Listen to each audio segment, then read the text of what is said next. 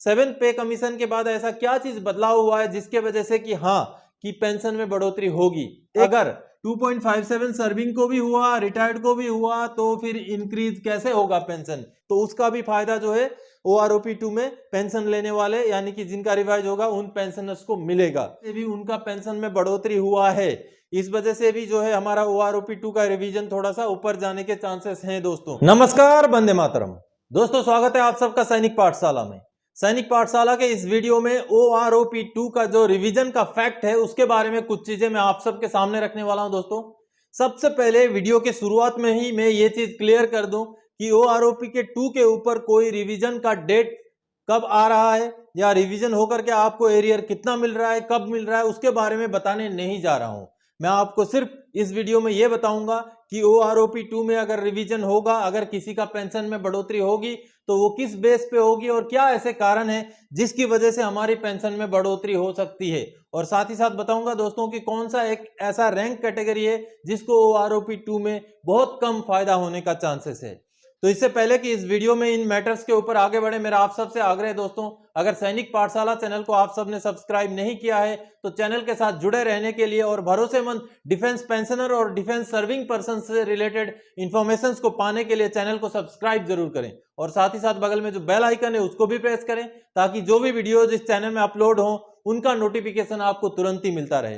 तो दोस्तों चलिए आगे बढ़ते हैं। जैसे कि मैंने बोर्ड पे दिखा रखा है आपको OROP 2 रिवीजन फैक्ट्स, यानी कि रिवीजन होगा तो किस बेस पर जो है पेंशन की बढ़ोतरी होगी, उसको मैं थोड़ा सा हिंट आप लोगों को दूंगा जिससे कि आप खुद भी समझ जाएंगे कि हाँ ये जो बातें हैं ये कहीं ना कहीं सोचने वाली बातें हैं। दोस्तों 7th CPC जो मिला था, यानी कि OROP 1 मिलने के बाद OROP 1 का जो डेट था 1 जुलाई 2014 था और हमारा जो 7th CPC था वो 1 जनवरी 2016 से लागू था। तो जो 7th CPC मिला था वो सर्विंग पर्संस को भी, रिटायर्ड को भी 2.57 के हिसाब से रिवीजन हुआ था।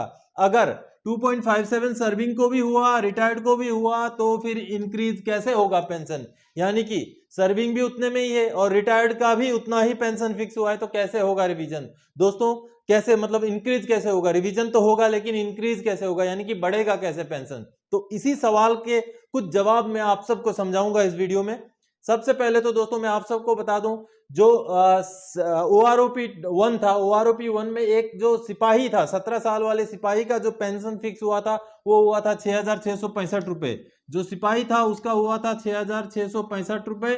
और एक हवलदार का, मैं 2 रैंक का अभी एग्जाम्पल दे रहा हूं दोस्तों। एक हवलदार जिसका ये 17 साल सर्विस वाला और 26 साल सर्विस वाला जो हवलदार था उसका रिवीजन हुआ था दोस्तों 7,995 रुपए। 7,995 रुपए इतने में उनका हुआ था, ये OROP में, OROP 1 में हुआ था। आगे जो 7 CPC में इनका जो रिवीजन हुआ, 7 CPC में जो इनका रिवीजन हुआ वो जो सिपाही है उसका हुआ था 17,130 रुपए और जो हवलदार था उसका हुआ था 20,548 रुपए, 20,548 रुपए। ये तो हुआ था 7 CPC में। अब अगर 7 CPC में इनको जो इसके ऊपर अगर आप 2.57 इंटू कर देंगे, ये इंटू ये करेंगे, इंटू ये करेंगे तो यही फिगर निकलता है दोस्तों। अगर 2.57 ऑलरेडी लेकर के यहां आए हैं तो OROP 2 में क्या रिवीजन होगा दोस्तों। OROP 2 में जैसे कि आप सबको पता है 2018 के जो हवलदार हैं, 2018 वाले हवलदार या 2018 वाले सिपाही जितने भी हैं उनका पेंशन को लिया जाएगा और मैक्सिमम और मिनिमम का एवरेज निकाला जाएगा। जैसे कि आप सबको ये ऑलरेडी पता है तो इसके बारे में बताने की जरूरत है नहीं, लेकिन अभी मैं कुछ ऐसे इंपॉर्टेंट बातें बता दूं कि 7th पे कमीशन के बाद ऐसा क्या चीज बदलाव हुआ है जिसके वजह से कि हाँ कि पेंशन में बढ़ोतरी होगी।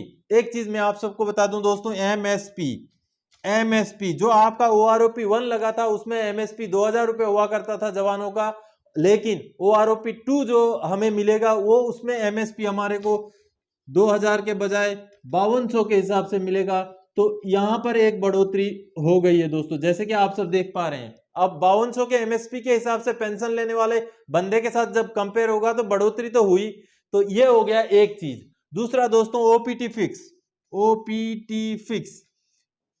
7th पे कमीशन लागू होने के बाद जितने भी लोग प्रमोशन हुआ है, जितने भी लोगों को MSCP मिला है, तो उनको जो है नेक्स्ट डेट ऑफ इंक्रीमेंट को चूज करने का एक ऑप्शन फिक्स किया गया था, जिसका पार्ट ऑर्डर होता था और उसका नाम था ओपीटी फिक्स। इसकी वजह से एक इंक्रीमेंट, हर रैंक को एक इंक्रीमेंट का फायदा मिलता था दोस्तों, और मिल रहा है अभी भी।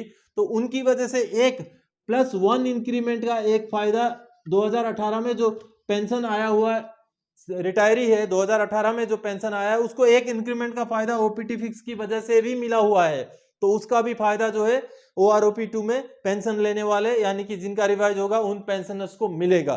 दूसरा चीज दोस्तों, क्लास पे में भी रिवीजन हुआ है, हालांकि बहुत ज्यादा अमाउंट में नहीं, लेकिन थोड़ा सा ही सही क्लास पे में भी इंक्रीज हुआ है, जिसकी वजह से जो है हमारा OROP2 में रिवीजन में वो भी कहीं ना कहीं प्लस होगा। उसके बाद MACP, modified assured career progression, MACP।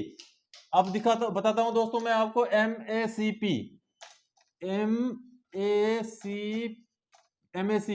MACP भी बहुत सारे लोगों को 2018 के जो रिटायरीज हैं वो भी बहुत सारे लोग MACP लेके आए हैं, जिसकी वजह से MACP की वजह से भी उनका पेंशन में बढ़ोतरी हुआ है। इस वजह से भी जो है हमारा OROP2 का रिवीजन थोड़ा सा ऊपर जाने के चांसेस हैं दोस्तों। अब तीसरी बात मैं बता दूं दोस्तों, कौन से ऐसा रैंक कैटेगरी है जिनको बहुत ज्यादा फायदा नहीं होगा, लेकिन ये भी आज के डेट में नहीं बताया जा सकता कि नुकसान बहुत ज्यादा होगा। जेसीओज OROP1 में फिक्स हुआ है, उनका भी लगभग उतना ही हुआ है, तो बहुत ज्यादा फायदा दिखता नहीं है। लेकिन इसमें एक और भी घुंडी है दोस्तों कि जेसीओज का अगर कैलकुलेशन होगा तो कोई उसमें जो है ये नहीं बताया गया कि किस ट्रेड का होगा, क्या होगा। तो आप एक अंदेशा लगाइए, कोई जेसीओ रैंक में भर्ती हुआ जैसे कि आरटी जेसीओज होते हैं, उनको वो अगर 2018 में वो अगर रिटायर हुए होंगे, कोई सूबेदार से रिटायर हुए होंगे, तो आप सोचिए कि उनका बेसिक पे कितना होगा। तो चूंकि OROP का कैलकुलेशन मैक्सिमम और मिनिमम बेसिक पे का मीन निकाला जाएगा, तो कोई जेसीओ रैंक में भर्ती हुआ एक अगर वाई ग्रुप का अगर जेसीओ है तो उसका जो कैटेगरी जो बेसिक पे होगा वो बहुत हाई लेवल का होगा। मेरा ये अंदेशा है दोस्तों, क्योंकि जेसीओ रैंक में भी कुछ जेसीओज को हो सकता है फायदा मिले, लेकिन बहुत ज्यादा जेसीओज को फायदा नहीं मिलेगा OROP2 में। लेकिन हाँ, जो सिपाही रैंक है, जो बाकी ORs हैं, उनमें थोड़ा सा फायदा मिलने के जो है चांसेस हैं। तो यही चीजें जो थी, जो फैक्टर्स थे जो कि OROP2 को असर डालने वाली हैं, OROP2 में जो है बढ़ोतरी कराने वाली है। एक तो हो गया, आप समझ सकते हैं, MSP मिलिट्री सर्विस पे जो पहला OROP मिला था और दूसरा OROP मिला है, अभी मिलिट्री सर्विस पे में बढ़ोतरी हो गई है। OPT फिक्स की वजह से इंक्रीमेंट बढ़ा है जवानों का, जो 2018 में पेंशन आए उनका। उसके बाद क्लास पे में भी थोड़ा सा ही सही बढ़ोतरी हुआ है, और साथ ही साथ MACP की वजह से भी बहुत सारे पेंशनर्स को फायदा मिला है, जिनका जो है पेंशन के साथ जो है कंपेयर किया जाएगा जो पुराने पेंशनर्स को, तो पुराने पेंशनर्स का भी थोड़ा बहुत जो है बढ़ोतरी होने की जो है चांसेस हैं दोस्तों। तो यही जानकारी, यही जो किस हिसाब से बढ़ोतरी होने के चांसेस है, उसको समझाने के लिए इस वीडियो में आया था।